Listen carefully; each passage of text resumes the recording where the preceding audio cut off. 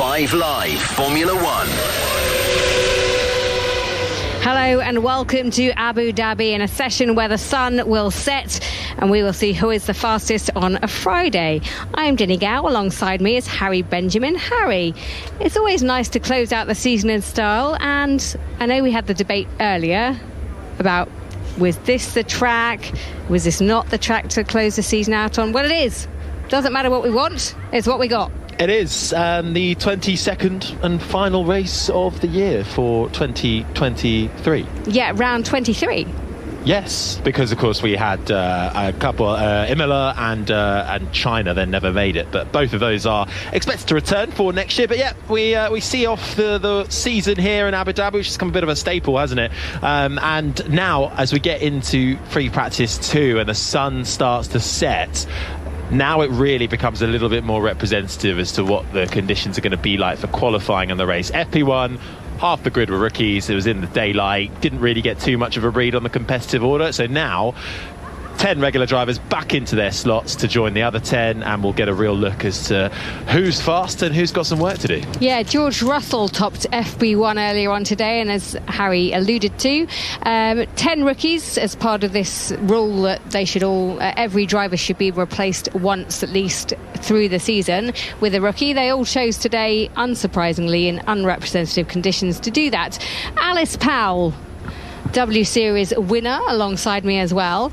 and I think just short, but it was a good session for the rookies earlier.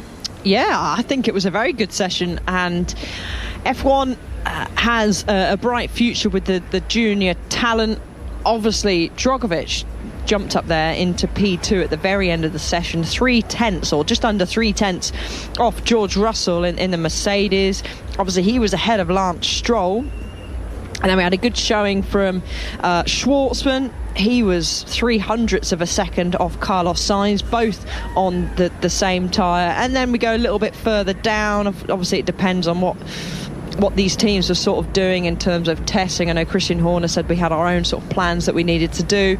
But it was a good session for the rookies, and I like it. I like seeing the rookies get their chance to get a taste of F1 or a further taste of F1 machinery, but also to integrate them into their Formula One roles a little bit more. And they'll have another chance on Tuesday as well when the rookies come out and do their young driver tests. Now, sun, as you say, is setting. All 20 drivers will go out there, and this is the one that counts, isn't it? This is the most representative running that they'll get. Oh, some beautiful pictures of beautiful birds. Are they flamingos? I don't. Come on, I'm not commit. familiar with my birds, but I'm not sure they're flamencos. That is a shame. Aren't flamencos Flamingos? pink? Flamingos? Yeah, well, I didn't. Well, my producer's just saying flamingos, not flamenco. Yeah, what are you talking about? Flamenco's a dance, isn't it? Isn't it a type of dance, the flamenco? Yeah, that's right. Yeah. Well, Ooh. those flamingos were dancing away as they head off into the sunset. And for anyone who knows their bird knowledge, get in touch. # BBC F1. Absolutely. Right, Verstappen should go out there and dance himself into the sunlight today, but there will be other people trying to rain on his parade, won't there? They'll try. They certainly will. Verstappen coming in and looking for a 19th win of the season. Perez, his teammate, looks to have refound his form that he had at the start of the season. Can he challenge Verstappen for a win? Still to be seen, but you've also got fights, quite hefty fights really, for second in the constructors between Mercedes and Ferrari. That's worth a lot of money, it's worth a lot of pride, and Ferrari look like they're carrying a bit more momentum at the moment compared to Mercedes, and so that's going to be a huge battle to watch this weekend as it unfolds. Good news as well down at Alpine. Esteban Ocon, Alice, is back in the car. Yeah, he missed media day yesterday, was feeling a little bit unwell, a bit under the weather. He still not feeling 100%, but he's fit enough to jump into the car. Obviously, he missed free practice 1 only because Jack Doohan was out in the car. But he hops back in, and so does The rest of the drivers, Alex Albon, he's currently sat there waiting for the light to go green. As you said, Jenny, we've got Verstappen, he's hopping back in, Hulkenberg, Perez, Norris, we've got Alonso jumping back in, Tsunoda, Hamilton, and Zhou as well. They'll all be hopping back in, and Charles Leclerc too. Right, session underway. Harry, over to you. Thank you very much, Jenny Gow. Free practice 2 begins, and the green light is on at the end of the pit lane. 59 minutes and 32 seconds on the clock. 20 drivers making their way out. Fernando Alonso teeters down the pit lane exit. It's quite a unique pit lane here at Abu Dhabi. It's a tunnel. The drivers pass under the track on the pit lane exit before rejoining on the left-hand side of turn 2 and coming out in that fast right-hand of turn 2 into 3. But the sun is setting in Abu Dhabi over this Yas Marina circuit. 5.2 just over that kilometres, 16 turns, 6 to the left and 10 to the right. There's over 4,500 lights used to illuminate this track, and they will begin to turn on as this session progresses. A track that was modified in 2021, removed the chicane at the start of the second sector, widened the following hairpin, and the twisty chicanes at the start of the final sector were replaced by a one long banked left corner in an aid to increase overtaking opportunities. And indeed, last time around there were about 60 overtakes on the track, which was above average for Abu Dhabi. Let's see what we get for the Grand Prix on Sunday. But Max Verstappen and Sergio Perez both returned to the Red Bulls in a rather unusual situation. Both drivers were replaced for FP1, so they're both out there at the moment, following each other in the rundown to turn number... Where are they going? Turn number 9. 9. Just to update you, Logan Sargent, he had to go and see the stewards after an incident in free practice 1 where he was deemed to have blocked or got in the way and impeded Jack Doohan, was that right? Yes. And they've given him a reprimand. It's his second reprimand of the season. They've also fined Williams Racing €5,000. And they said that whilst they understood that half of the field were substitute drivers, he still shouldn't have done what he did. So a slap on the wrist, I would say, for Logan Sargent, and a session where really he should have known better. Yeah, Sargent, the only man not out of the pit lane at the moment, and the only man yet to be confirmed for 2024. That seat's still up for grabs down at Williams, and this should be a crucial weekend for him off the back of a brilliant qualifying in Las Vegas. 6th, his best qualifying in his rookie season. The race was a different story, but the same for his teammate Alex Albon as well, as they fell back through the pack.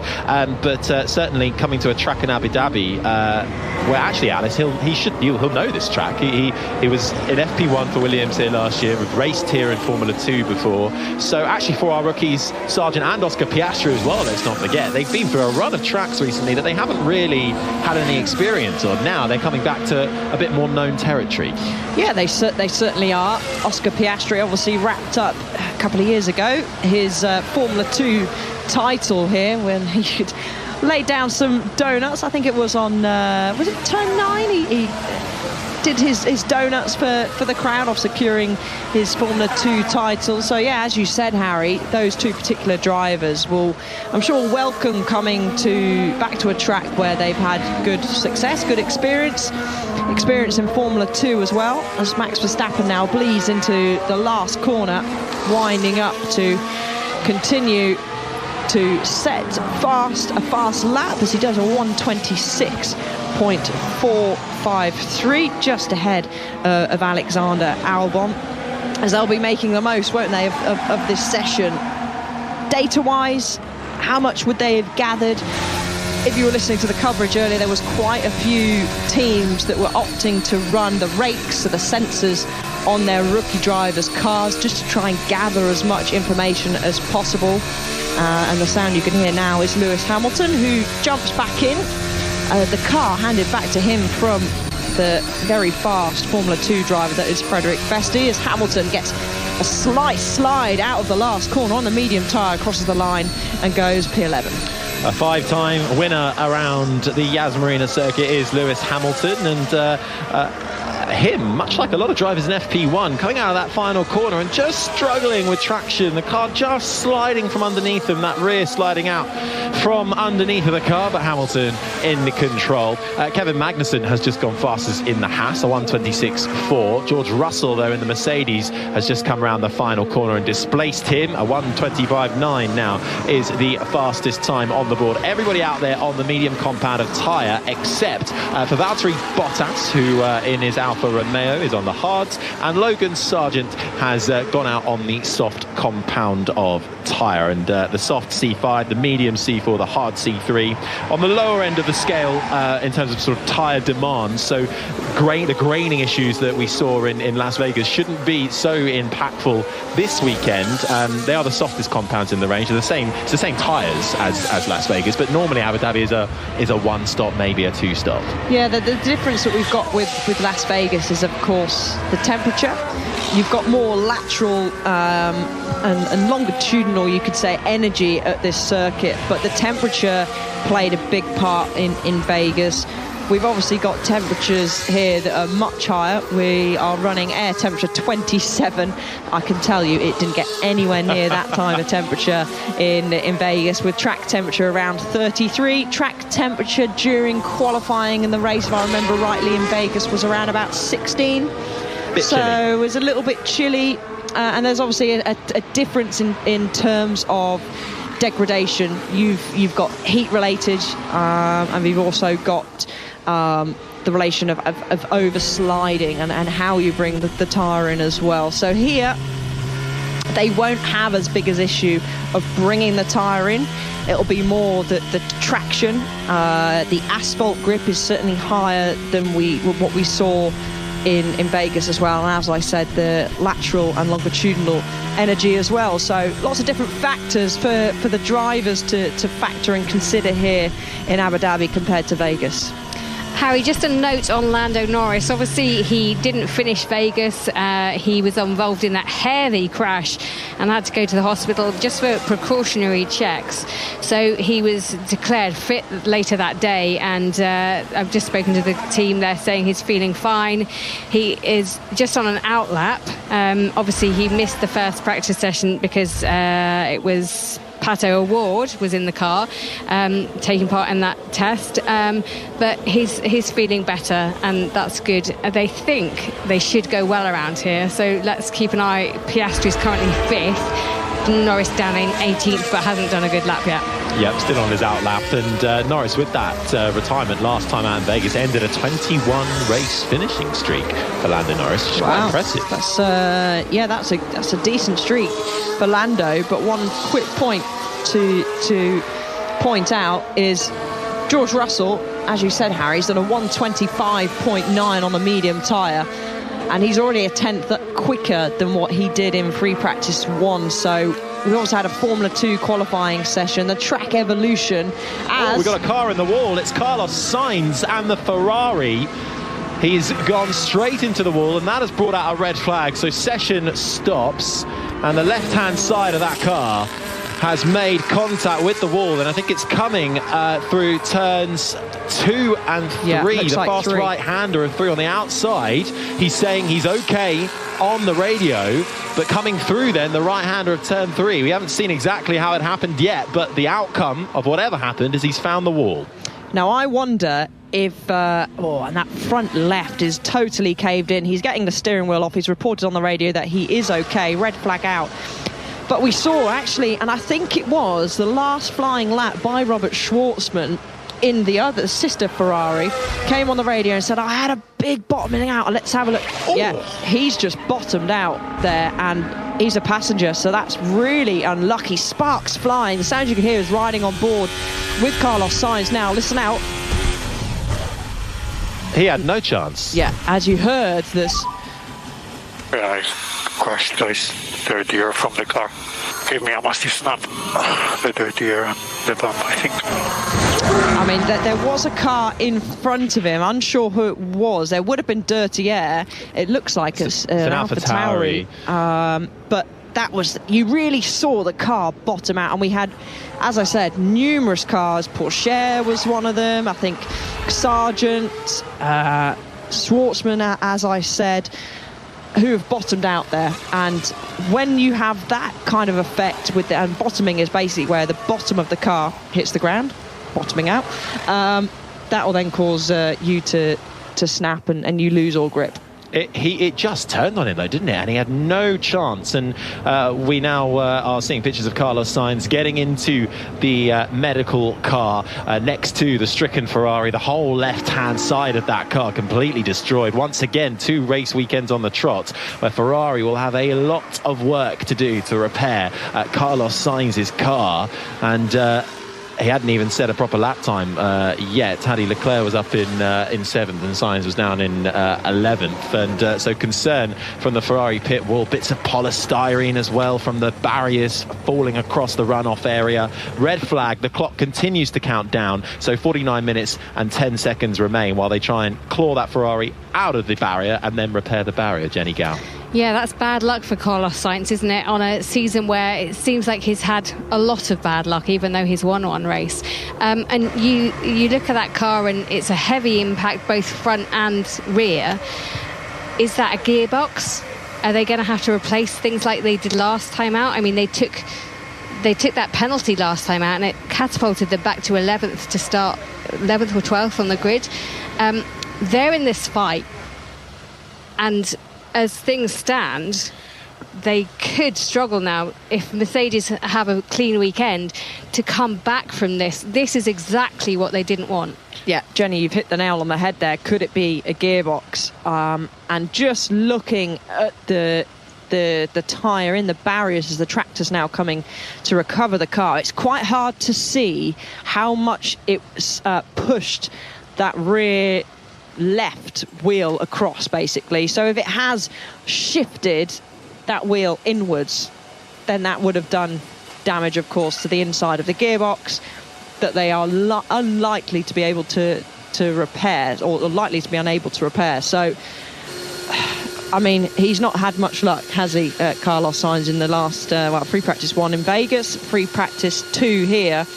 So hopefully someone's watching over him, and he will have the luck that actually the gearbox is okay. But yeah, that, if not, that could be a huge hit to their constructors' battle with Mercedes. Exactly that. You hit the nail on the head again. That has wider ramifications for the constructors and the drivers if this prevents Sainz from starting high up on the grid. Carlos Sainz in a battle himself for 4th in the Drivers' Championship would be his highest ever position if he's able to finish the season on that. He's actually joint on 200 points with Fernando Alonso, who's behind in 5th on countback. Norris is a further 5 points behind on 195, and Leclerc also in the hunt in 7th with 188. And then, perhaps more crucially for the team, in 2nd, Mercedes, and 3rd, 4 points behind, are Ferrari. Now, with one hand tied behind your back, possibly that could have massive implications as to how that battle ends up. I felt like it had big implications last time out in Vegas as well, because Ferrari could have gone in with 1-2. And they could have fought with Verstappen, and they needed the 2v1 to be able to really help them with strategy.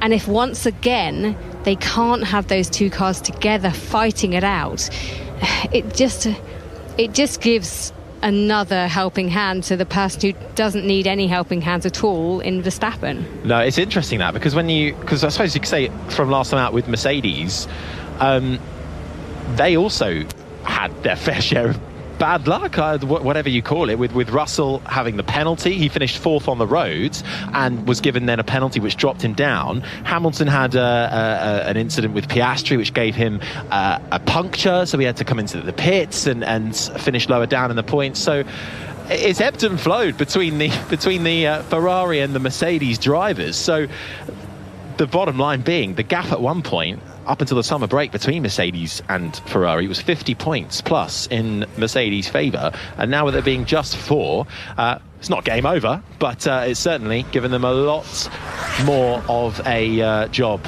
down at Ferrari. And you can hear in the background replays of the spinning Ferrari as it comes through the right-hander of turn 3, bottoms out, and this is the sound on board with Sainz, flicks it into the right-hander, and immediately the car just switches round on him. He's a passenger and heads into the wall. Was it, 2021, I want to say, might be wrong, you guys can correct me, I'm sure, where Charles Leclerc qualified on pole in Monaco? Did he hit the wall there in qualifying? And they got sent out for the formation lap, reconnaissance lap. And there was an issue with the gearbox. Yeah, so... hairline fracture. I wonder if Ferrari will think, we're just going to have to risk it. Because they've got practice 3 to see if there's any, fractures in the gearbox. But looking at the car being recovered there, it's popped the wheel off the rim. I can't see, the wishbones will be bent, but there's no significant bends in those wishbones at the rear there. So the Armco barriers did look quite soft, so he might be lucky that the impact has sort of been dissipated by those soft sort of Armco barriers, but it's still not a nice impact, is it? No, absolutely. Well, wait to hear back from Ferrari. But could he have done anything to prevent that, Alice, from happening? Do you know what? No. There was some close calls with other drivers, as I've already mentioned in the previous practice session, with the dirty air from the AlphaTauri in front, who was offline, so they were out of the way. But yeah, you could physically see from the onboard, the rear of that car sit down over that bump, and as soon as that's made that compression, it's just spat him round basically, and he was a passenger. The only way you could have prevented that really is from going through there a little bit slower. Well, that has brought out the red flag for free practice 2. The clock continues to count down though in practice. If it was qualifying, it's stopped, but as it's practice, the clock still continues as the marshals and the circuit team go to work. They've removed the Ferrari, and now they are just trying to rebalance the barriers that he went into, but the crowd's starting to fill up nicely around this Yas Marina circuit with 42 minutes and 43 seconds remain. I suppose this gives us a chance to have a little chat about some of the other battles that are still to be settled this weekend. We've already mentioned that battle for second in the constructors between Mercedes and Ferrari, and the battle for fourth in the drivers between Sainz, Alonso, Norris and Leclerc. But also, if we head down to McLaren versus Aston Martin in the battle for fourth, what a tale this has been. There's just 11 points between them now. Aston Martin started off amazingly well in Bahrain, and at the start of the year, Alonso claiming 3 podiums from the first 3 races and having remarkable consistency.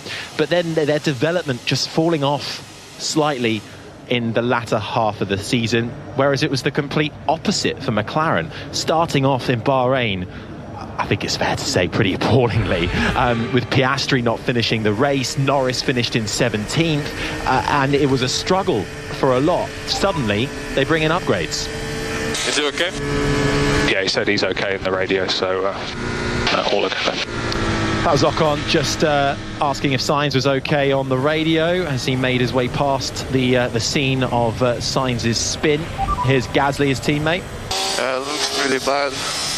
It sounds like he is okay. Who is that, Charles or Carlos? Carlos in the wall. Okay. But yeah, he's taking the steering wheel off. He said he's okay. And both Alpines making their way through. Daniel Ricciardo in the AlphaTauri as well. Is he okay? Okay, he said he's okay. Just got feedback from pit wall. It looks like it touched a bump. We can see lots of spark, and then lost the car. Similar to what we saw with someone else in Vegas. So Ricciardo's engineer then feeding back to him.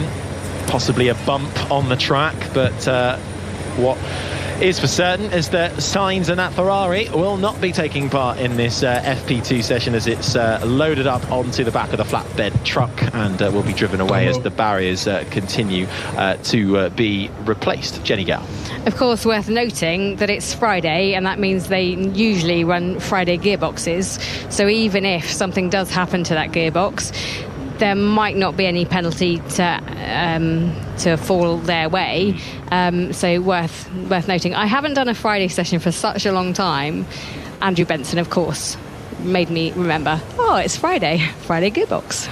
Well, I think either way, though, that the lack of track action, this being the only representative practice session they get as well, it puts him on the back foot either way. But Sainz has made his way back into the garage and is now with his engineers and debriefing about what he saw and what he felt from the car. But back to that battle for fourth between Mercedes and between McLaren and Aston Martin. That rages on, just 11 points between them. McLaren going the complete opposite way to Aston Martin, starting off poorly, and their rate of development since they introduced upgrades, I think it was Austria, wasn't it, where we saw a bit of a sudden transformation, and coming really good. Tough race last time out in Vegas, and some good races from Aston Martin in the last couple of rounds, particularly from Stroll upping his game again, has made that another battle to watch out for on Sunday. Yeah, and Drogovic did a good job, didn't he, jumping in for the rookie, let's call it the rookie session, in free practice 1, posting a fairly competitive time up there in P2 as the work still underway to replace those Tech Pro barriers. Marshall's, as always, doing a fantastic job down on the ground, and a bit of pushing and shoving, a bit of sweeping going on to try and make sure they're all in place and ready to head back out. But another bit of news, of course, that we've had in between FP1 and FP2, if you haven't read Andrew Benson's article on the BBC Sport website, is the F1 bosses have backed a sprint race format change for next year, so 2024. The plan is yet to be sort of confirmed. I know we've had many debates. They're finally doing the reverse grid in championship order. Great.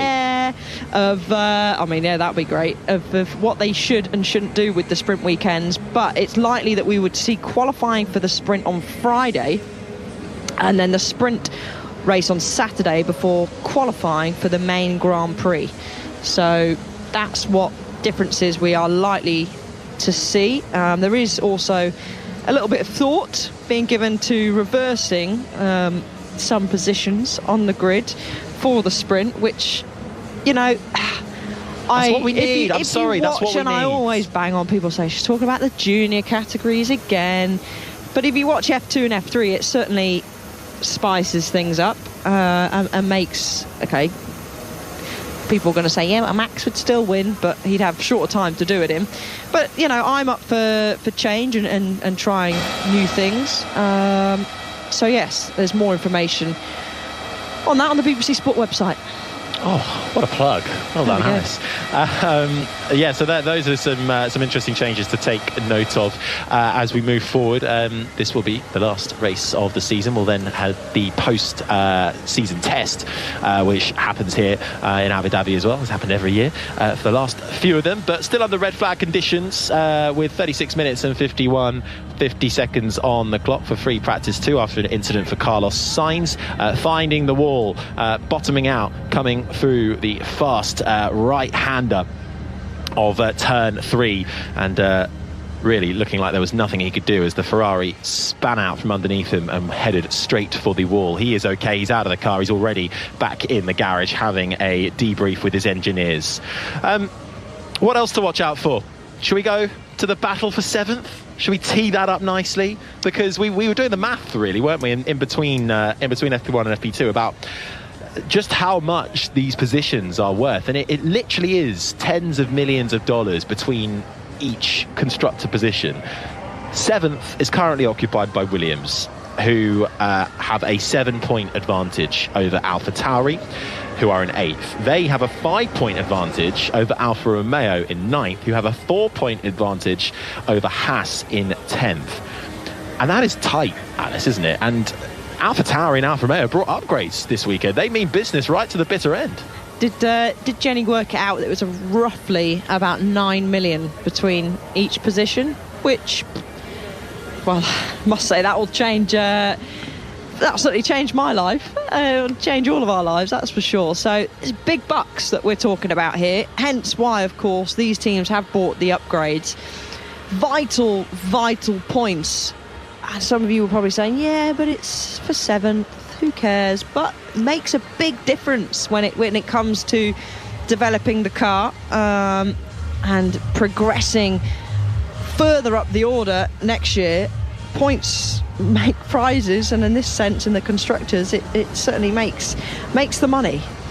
I don't mean to poo-poo your parade, but if I look at the difference in points between those, maybe if they were top teams, that would seem like, oh, that's surmountable, that's okay. But actually, these are the so-called minnows of the sport, and they're lucky to bring in a point or 2 points on a race weekend. So unless something absolutely freaky-deaky goes on in Abu Dhabi, the place which is very reliable and predictable and doesn't rain, then I think to close up a gap of 7 is a big challenge between Williams and AlphaTauri. I agree with you to an extent, but actually that's more relevant, I think, to Alfa Romeo and Haas, who have not scored points. In the last time Alfa Romeo scored points was back in Qatar. Haas haven't scored a point since Singapore. AlphaTauri have brought upgrades and they struggled in Vegas, but overall they look like they've made a massive upturn in performance, considering for the majority of this season AlphaTauri were plumb last in the constructors standings. Yuki Tsunoda has been saying with these upgrades, if they work on that AlphaTauri, he expects top 8. And if they can get that, you know, if they can get double points, don't forget Daniel Ricciardo coming to the team is a massive boost for them, already scoring big points for them. Look at that brilliant drive in Mexico. Tsunoda should have had a good drive there as well, but I think he let his perhaps immaturity get the better of him in that race, and that caused him to collide with Piastri, wasn't it? And then he fell out of the points. So I really do think that 7-point gap between AlphaTauri and Williams is surmountable if this upgrade for the AlphaTauris work. I'll leave that there for you, shall I? Let's see on the podcast after the race, then we'll count the cost. It seems like such a small amount, but in reality, for a team to score 7 points or outscore their other rivals by 7 points, I think for those teams is a big ask. Yes. Sorry to be a Debbie Downer.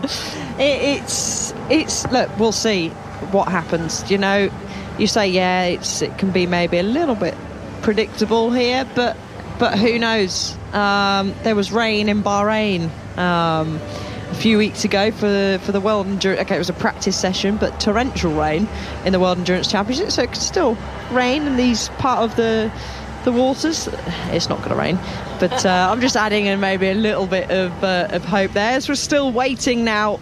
It looks like the marshals are nearly done with 32 minutes and 12 seconds left of the session, and it makes it a tough decision now for the teams, doesn't it?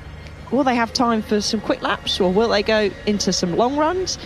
As the temperature continues to drop, the sun is pretty much setting now on this incredible venue. We've got a new podium for this year as well, don't we, at the circuit? It sort of overhangs almost the track. It's very Monza-esque, isn't it? It is very Monza-esque. It certainly is, as the Ferrari... The Ferrari roller coaster that we were talking about, we'd all want to go on, or I would certainly want to go on, is in full swing. And we have people on the roof as well of the Ferrari world, as Carlos Sainz's damaged Ferrari has made its way back into the paddock. The Ferrari camp mechanics swarming, picking up the parts, trying to make sure that everything comes back with the car. I thought you were going to offer us a golden link there of the Ferrari world and the Helter Skelter and the roller coaster, but no, I'm not as good as you, Jenny. Sainz's car. I'm struggling just to get the words out, so don't rely on me. Well, I've got the facts for that roller coaster. Here we go. It's called, I didn't realise it's called Formula Rossa, apparently, which would make sense. It's the fastest roller coaster in the world. 0 to 240 kilometres an hour in 4.9 seconds, which is not as fast as Carlos Sainz's Ferrari is going at the moment. There you go. There's your link. Well, yeah, that's true. I guess it is going faster than Carlos Sainz's Ferrari, no? Everything is going faster than Carlos Sainz's Ferrari. What did I say? Sainz's car is not going as quick. That's the bottom line, isn't it? I'm still Good news. Session will resume at 5:35 local time, and so just over 5 minutes time then, as the sun continues to set. The lights are coming on around this Yas Marina circuit now as we get into the night time. Of course, this is a twilight race, and so we'll get less than half an hour of running before the end of this session, and that's going to be crucial really for our drivers, because this is the only representative session they'll get before we go into qualifying, with FP1 and FP3 happening in the daytime. So temperatures are slightly different, it's a bit hotter, and so this actually spices up quite nicely, I suppose, and makes it a little bit more interesting as we head forward. But it will get going again in 5 minutes' time. Russell had got the fastest lap with a 1:25.9. Half a second clear of Ricciardo, Stroll, Magnussen, Verstappen, the top 5. Piastri, Leclerc, Tsunoda, Bottas, Sargent, the top 10. Sainz, Gasly, Zhou, Albon, Alonso, Albon, the top 15. Ocon, Perez, Hulkenberg, Norris and Hamilton, the top 20. But of course, not everybody getting fast laps in straight away before that red flag for Carlos Sainz's Ferrari came out for the session after he found the barriers. He is out of the car, he is okay. The car, not so much, is back in the paddock, but will need extensive repairs. So we'll see how they get on overnight and head into FP3 tomorrow morning in Abu Dhabi. But not the start they wanted for Ferrari while they're embroiled in that big battle with Mercedes for second in the Constructors. Free Practice 2 is slightly different this weekend, I suppose, because FP1 was so dominated by all the younger drivers, the rookies taking part, that a lot of drivers have only really done 3 or 4 laps out there. So they're really going to have to put their A game on and blitz out of the session and try and get what they can. This is a recovery, isn't it, for all of them? Well, the teams will be frantically sort of changing their plans. They would have had many options to run through during this session. So they'll just be changing their plans. They're going to have, by the time they get out on track, around about 25 minutes left of the session. So some drivers have opted to hop out. Lewis Hamilton, he's back in his car now, but he was one of those that decided to hop off for maybe a toilet break, possibly. But Oscar Piastri, he's stayed in the car chatting to the team, and they're all sitting there waiting to session to resume. But as you said, Jenny, the maximum number of laps really that anyone has done out on track in this session is around about 5. No one's gone over that at the moment. We've got a few drivers at 5, a few at 4. Sargent, he's only completed 3 laps. Piastri's fun fact, apparently. You're full of fun facts today. I'm going off the graphics on that one, and this is the line my producer wants me to take, so I'm putting full blame on him. Never used a comb before, apparently. A comb? A comb, you know, for the hair. You know what that is, right? Yeah. But I'm not, did they just put that on the screen? Yeah, that was this fun fact on the screen. I didn't have that. I didn't have that one on my sleeve. It was on the screen. Can I swear. ask first what makes that fun? And are you saying that? What is the take here from this? Well, I'm just saying it's quite interesting that brush? that's his fun fact. I know. Don't know, do boys ever brush their hair? Well, the thing is, I don't think I brush my hair. I don't use a comb. I don't think I've ever used a comb. A comb is a very old school thing to carry around. Our producer's looking at you very strange. Does producer Joe have a comb? We've been saved by... Find out on the Checker Flag podcast. Going towards the end of the pit lane as Lando Norris just squeezes out in front of Sergio Perez. A flurry of drivers go to the end of the pit lane now. They're all queuing desperate. We're going to have a nice long queue down here. The Williams cars are going to try and squeeze in at some point. It's going to be a busy 25 minutes, that must be said. Yeah, wouldn't be surprised if all 20 cars end up lining up at the grid. At the moment, the Haas has the best seat of the house. The 2 Haases of Magnussen and Hulkenberg have the best positions right at the end of the pit lane. They're already waiting. The 2 Williams trying to merge into the one lane. We'll see if the other drivers are nice enough and kind enough to let them through. But I suppose the thing about this track is, you know, there's space, isn't there? You can manage the traffic fairly well. You can find some decent gaps. But what we saw in FP1 is you've got to be so careful, especially if you're going slowly in that final sector, because some of those corners are completely blind. Yeah, it's particularly blind, as we saw, didn't we, from Sargent and Doohan having to take massive avoiding action. Sorry, thought Max Verstappen was just about to come on the radio there, but yeah, we've got 5.2 kilometres this circuit, so there is room to make space. This is certainly what we're going to be seeing, because it does look like, actually, Harry, that majority, you're right, of the cars have decided to queue down the end of the pit lane. Alex Albon's just trying to force his way out into the queue. Is he managing to do that? Yes, so both Williams just about managing to squeeze out in front of who was that? Was it the Mercedes of Lewis Hamilton there? So as they all sort of go out this very unique pit lane exit, it goes through a tunnel to go underneath the circuit, and you emerge on the exit of turn 3, where Carlos Sainz had his rather large incident. But we're back underway now. Green light at the end of the pit lane. Cars take to the track, and 24 minutes remain.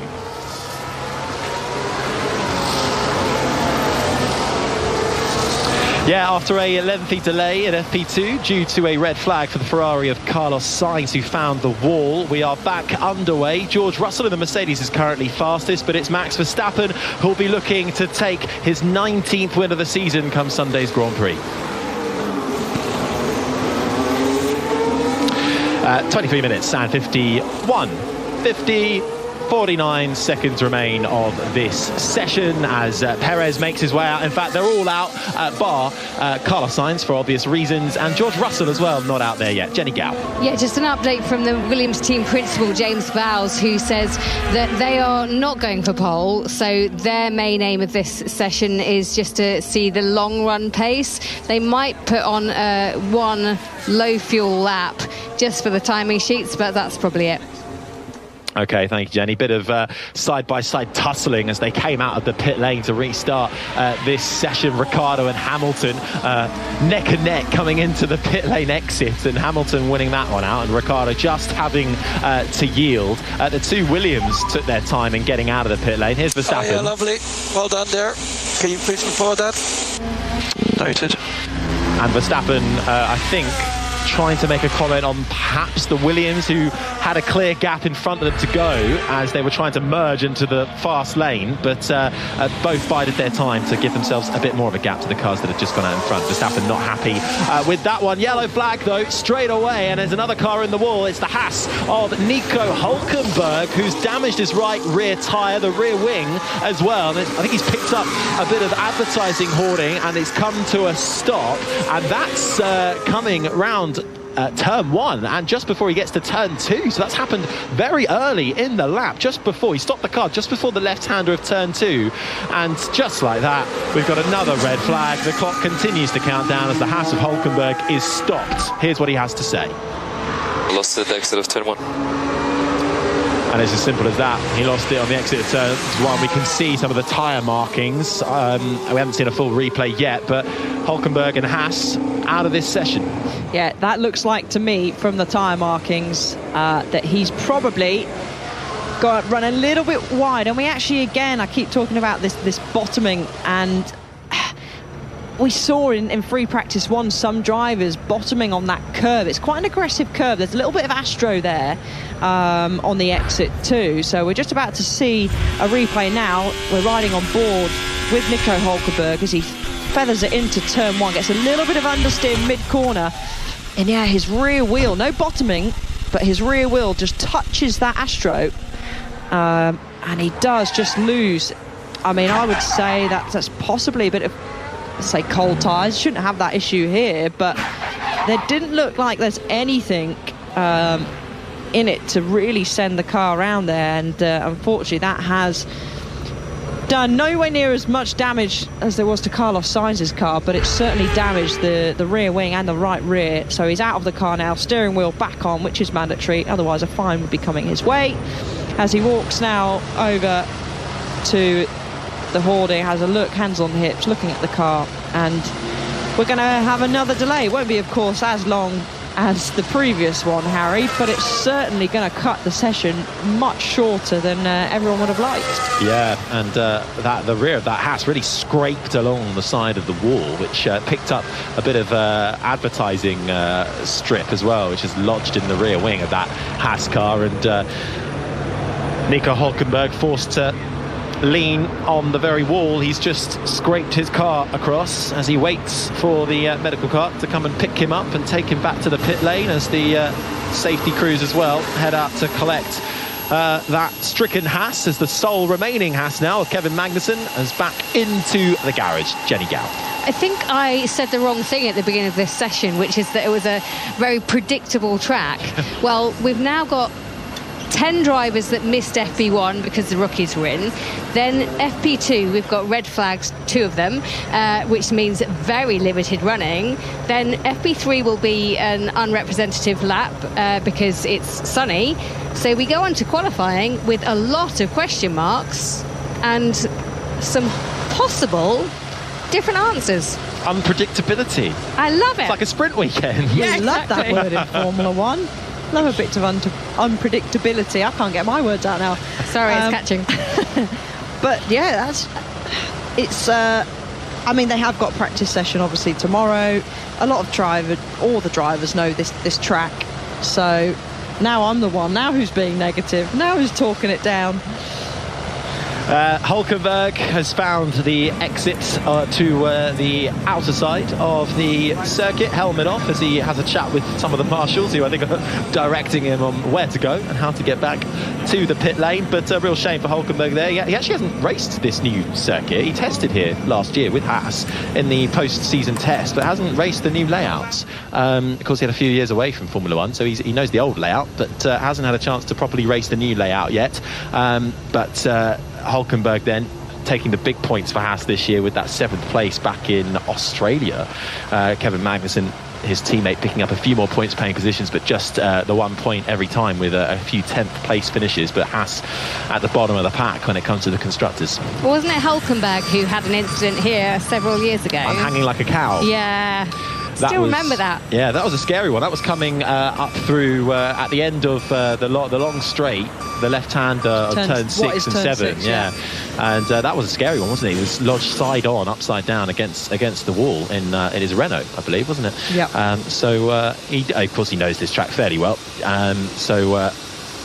Will be familiar with what it takes. But Hülkenberg then and Carlos Sainz both bringing out red flags in this free practice 2 session, the one and only representative practice session due to the conditions of the sun setting. As we get now into the night time, the lights come on, the 4,700 lights that are used to illuminate this track are well and truly lit. And with the Ferrari making its way back to the paddock, the stricken Haas will follow suit. So the marshals and the flatbed trucks very much getting their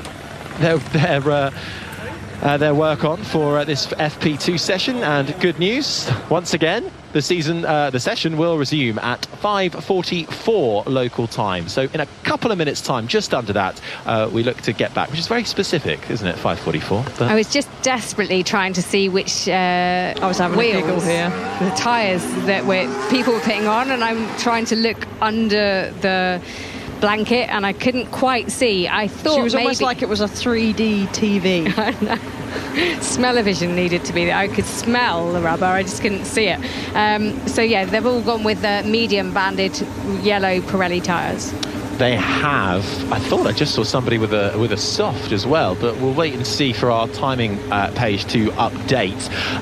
Russell though looks like he's the man to beat right now. He can't go off for too much, but he was looking pacey in FP1, currently fastest in FP2, and there is a soft rubber for Alex Albon in the Williams, who's got a red-walled tyre on, and he's squeezed right up behind the McLaren of Lando Norris, who is the first car in the queue, readying for that green light to come on, which it should do imminently. It does. The green light illuminates, and we are back underway for free practice 2. After 2 red flags, we get 15 minutes and 49 47 seconds remaining for these 20 drivers, now down to 18 with no Sainz and no Hülkenberg, to take to the track and try and gather as much understanding and data as they possibly can to tackle overnight and how they're going to approach qualifying day tomorrow, Alice.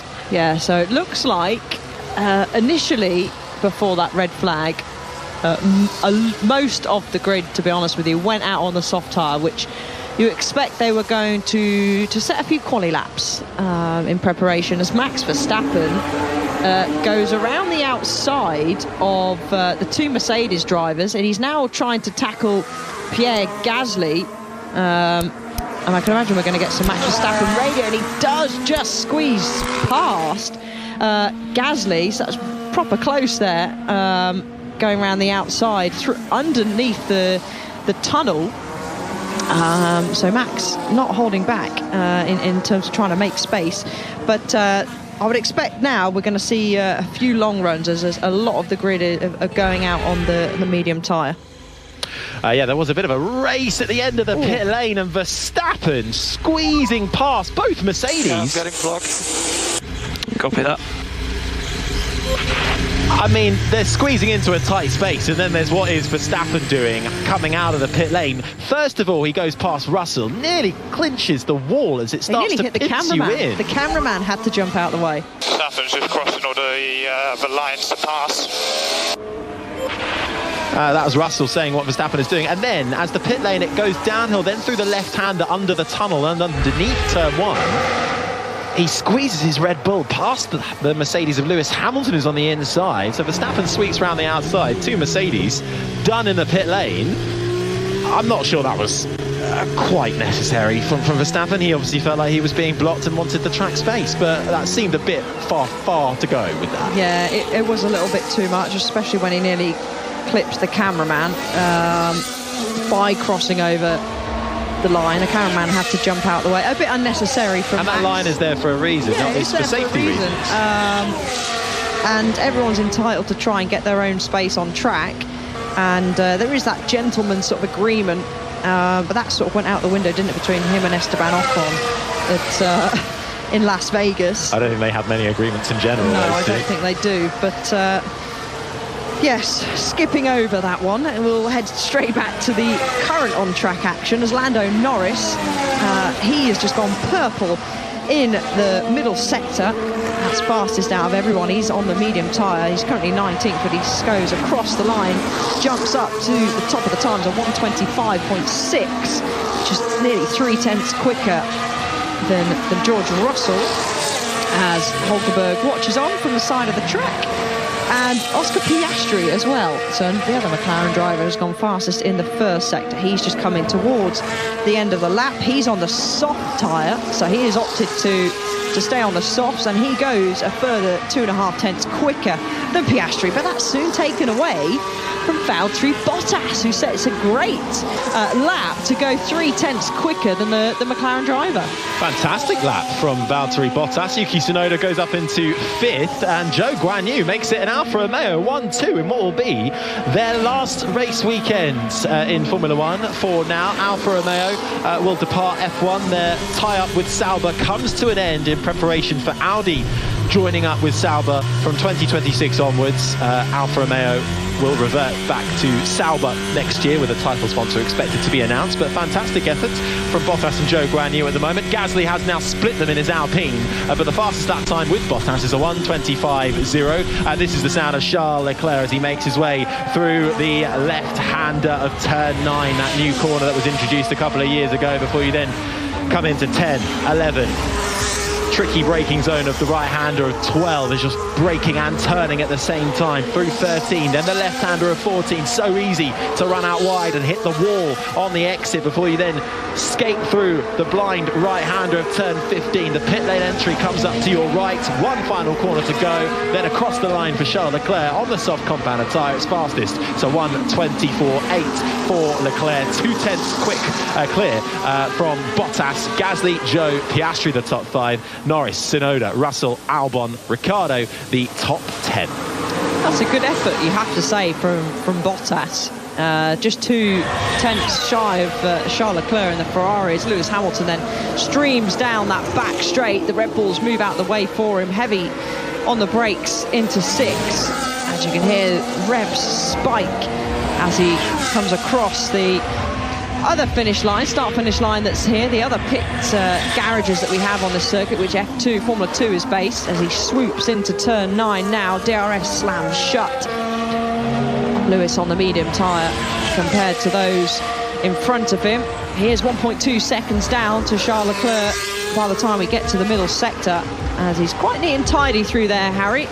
And then through turn 14, which had an impact, didn't it, down there at that corner with Latifi spinning off a couple of seasons ago.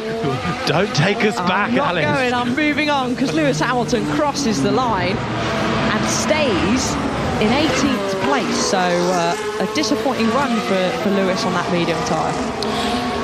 Yeah, Hamilton, a man who's won round this track 5 times, the most of anybody in the field. Vettel and Verstappen are joint with 3 wins around this Yas Marina circuit. Mercedes and Red Bull, the most successful, with 6 wins each to their name. But right now, it's the Ferrari driver of Charles Leclerc who is fastest in front of the Alfa Romeo of Valtteri Bottas. Also out there at the moment are the Aston Martins. Fernando Alonso just on an outlap at the moment, gearing up, trying to find himself a bit of space. Lets the McLaren through on the right-hander, coming into turn 12 as he tries to find some space. Jenny Gow. A lot of people doing different run pounds out there, so it's worth bearing that in mind. You've got like Perez, Hamilton, Ocon, Magnussen, Stroll, Alonso and Verstappen, Russell and Norris all on medium, and some of those might be doing higher fuel runs depending on where they think their priority is. All the others are doing soft runs and obviously have varying amounts of fuel in them as well.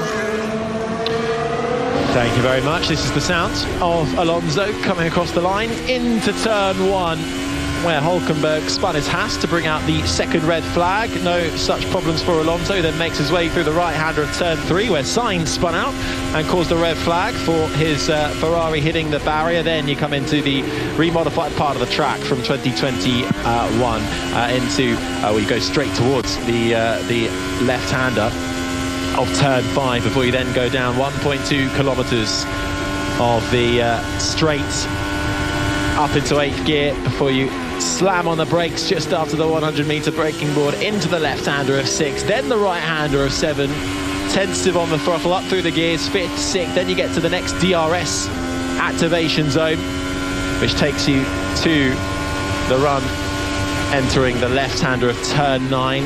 The banked left-hander eases off the throttle slightly for Alonso. The McLaren in front gets out of the way nicely.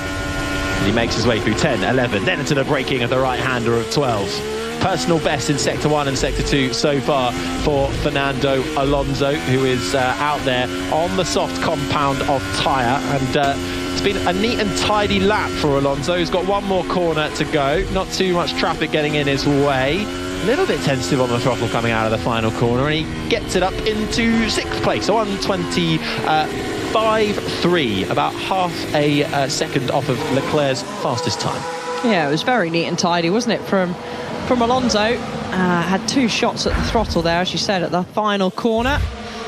But a solid effort as the reserve driver, Felipe Drogovic, watches on, who, as I said, did a great job earlier in free practice, but greens are still popping up on our timing screen as Lando Norris now heads down the straight. Personal best for him in Sector 1. Car jumping like a kangaroo in the last sector. Copy that. So Max Verstappen complaining about the car jumping in terms that could be bouncing or it could be from bottoming, which we have spoken about several times, but that's not what you want in that final sector, because it is quite tricky, Harry. It's probably one of the most technical parts of the circuit, where you have to transfer the car, for example, from 12, the right-hander, to the left-hander, then the next left, and then you've got a right in 15. And when the car is jumping like a kangaroo, it makes it particularly difficult to really get that front end in and get on that throttle.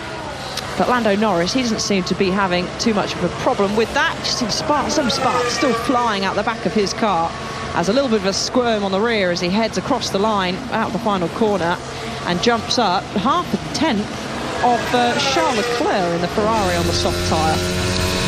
The lights are on and it is night time in Abu Dhabi. The clear visors on all of the drivers' helmets are absolutely brilliant. You can really see the whites of their eyes and where they're looking when we get those fantastic shots brought to us, but also just seeing the sparks from the cars making their way through the corners. This is the sound of Hamilton, who's coming to the end of the straight, approaching turn 6. All the cars in front of him sweeping to the left-hand side to get out of his way. Hamilton currently down in 19th. He's now on to the soft compounder tyres, just switched on there. But then we were talking about Verstappen and Red Bull, who was complaining of the car jumping around. He then came into the pits and he's now back out on an outlap with 5 minutes left to go. But the two Red Bulls down in 12th and 15th as it currently stands. It's Leclerc, Norris, Bottas, Zhou and Gasly, the top 5 in a FP2 session that has been plagued by 2 red flags, the first of which was rather lengthy for Carlos Sainz's Ferrari, who found the wall. He's okay out of the car. Then we got going again, and then almost, well, just over 2 minutes later, another red flag caused by Nico Hülkenberg and his Haas, who span out coming through the exit of turn 1 and found the barrier as Hamilton finds 5th in his Mercedes, half a second off Leclerc. Gasly, Piastri, Alonso, Ricciardo, Stroll, the top 10. Ocon, Tsunoda, Verstappen on an outlap at the moment on that medium compound of tyre, and on the soft compound of tyre, I should say, switched. He's in front of Russell and Albon, the top 15. Piastri pit out. And that was Verstappen being told about Piastri coming up on the inside of him as Verstappen was coming out of the pit exit, but I wonder if that call just came a little bit late for Verstappen as he had to quite aggressively avoid Piastri on his exit. Oh, just having a little chuckle to myself there. Max has been very up and down on the radio today, hasn't he? Very vocal yeah. on the radio, but that was, to be fair to Max, that was quite a late call from his Red Bull team as he was streaming out the pits. And I've actually had people say to me before, why don't you just look in your mirror? Why don't you just turn your head and look right? You wouldn't believe how much your view is restricted from the hands device and from the headrest as well. And these mirrors are tiny. Okay, on Formula 1 they have made the mirrors slightly bigger this year, but it's so hard to literally turn your head. You don't get that rotation where you can look. Almost 45 degrees to your shoulder is about the maximum you're going to see, and when you're submerged in that cockpit, it's extremely hard to see what's coming, especially if it's that late. But Max is on his way now, personal best in the first and second sector, but his teammate Sergio Perez, it looks to be on a better lap here compared to Max. He's purple, so fast out over everybody in the middle sector. Is Sergio Perez back? Have we got the Perez that we had at the start of the year? Verstappen will cross the line first. He's fastest of anybody in that final sector. A 1:24.9 for Verstappen puts him third behind Norris and Leclerc. Next up, Perez. This is the sound of the Mexican coming into the final corner. The right-hander up through the gears, nice and smooth, and across the line for Perez. And no, he backed off massively in that final sector. So he's still down in 16th. So I wonder if Perez made a mistake perhaps in that final sector or not. But with 2 minutes to go then, he showed some pace in that middle sector. Perez looking fast once more, but Verstappen not the fastest as we might be accustomed to. The Ferrari and the McLaren are right up there as well. There's less than half a tenth of a second between Leclerc and Norris for first and second right now. The caveat of all of this is that it's free practice too, so you never quite know what each team is doing, what settings they're running or their fuel loads. But it can give us a little bit of an indicator as to what the competitive order is looking like. And with a minute and a half left, Leclerc, Norris, Vettel, Bottas and Zhou, the top 5. So the two Alfa Romeos standing out at the moment. Yeah, just keeping an eye on the timing screen. So we'll see if Max Verstappen does give it another stab at the tyre. So usually you'll have a cool down. In Vegas, didn't we? We saw, due to the temperatures and the degradation of that track, that they were able to do consecutive push laps, maximum I would say 2 push laps on the soft tyre, whereas here with these temperatures and the nature of the circuit, unable to do that. But Max is on a cool-down lap now, but we're riding on board, and the sound you can hear is with George Russell as he navigates turn 1 quite nicely. A little bit of understeer mid-corner, goes through turn 3. You could just hear the car bouncing, but he's just over a tenth and a half up compared to Charles Leclerc's fastest first sector as he streams down the straight. DRS he's open, I would say, fairly early for a straight at this length as he streams down. No one in front of him, Harry, so he's got a quite good track position. Does just about makes the apex there at 6, and you can hear it bleeds out, and again and straight then into another section of DRS as he heads down into turn 9. Getting up to 322 kilometres an hour on that straight between turns 5 and 6 was George Russell. Now in the final sector of the lap, personal bests in sector 1 and sector 2. The sparks fly from the underneath of that Mercedes as he brakes for turn 12. The right-hander gets it shaped up for 13 and 14, a double left-hander before he has 2 final corners to go. The blind right-hander of turn 15, 1 final corner to go for Russell. The rear end kicks out slightly and he gets up to 5th fastest for George Russell, a 1:25.1, about 3/10 off of Leclerc. Perez is back out there again. He looked mighty fast in the middle sector last time around, but we think he might have made a mistake in the final sector, so he backed out of it. He's going for it again, but he's slower, not by much, by about 10th in the middle sector. He's currently down in 16th. His teammate Verstappen is up in 3rd. So let's see what Perez can do if he can hook up the final sector round the final corner for the Mexican. Regained a bit of form in the last few races, crosses the line. It's 5th fastest, so 1:25.1 for Sergio Perez, 3/10 off of Charles Leclerc. As the checkered flag is out, Verstappen takes the line as well. He doesn't improve, he stays in 3rd. And nobody else really looking like they are finding pace in these closing stages. So 2 red flags, but we got there in the end. The only representative pre-practice session as the sun began to set, and we got our first night session under the lights here in Abu Dhabi for the Yas Marina circuit. 1 more practice session to go tomorrow morning before we get to that all-important qualifying. Leclerc ends this session fastest with a 1:24.8, less than half a tenth of a second between himself and Lando Norris in the McLaren. Verstappen 3rd, Bottas 4th, Perez the top 5, Russell, Joe, Hamilton, Gasly, Piastri the top 10, Alonso, Ricciardo, Stroll, Ocon, Tsunoda the top 15, Albon, Magnussen, Sargent 18th, and the 2 drivers that brought out a red flag and an end to their own sessions, Carlos Sainz 19th in the Ferrari and Nico Hülkenberg 20th in the Haas.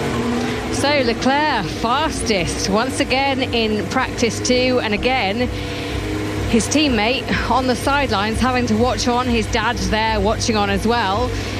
This is painful for Ferrari, but not game over.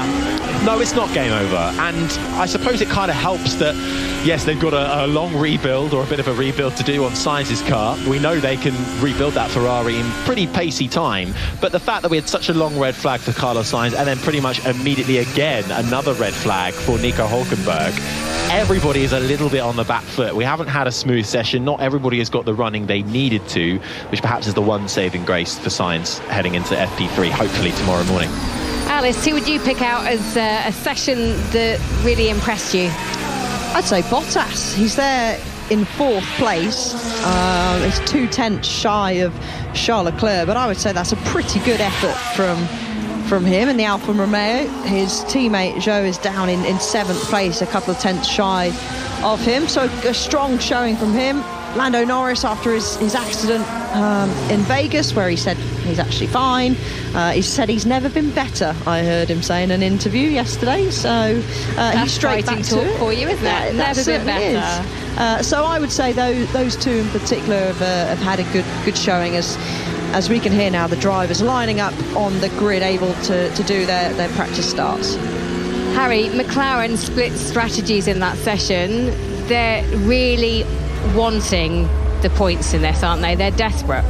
Yeah, and they need them as well. They're embroiled in that battle for fourth in the constructors with Aston Martin. It's just 11 points between them, and McLaren had a pretty dismal Vegas. Oscar Piastri salvaged something for them with a point, but they need to hit the ground running here, and they need to finish ahead of Aston Martin point blank. Okay, make sure you join us tomorrow, 10:30 for free practice 3, and then qualifying gets underway at 2 o'clock, and the race gets underway, covering anyway, from 12:45 on Sunday. We also have a podcast for you, and Andrew Benson has sat down with the mastermind that is Adrian Newey to talk all things Red Bull, and I can tell you it's a fascinating listen. It is currently on the BBC Sounds website. This has been an BBC Radio 5 production for IMG.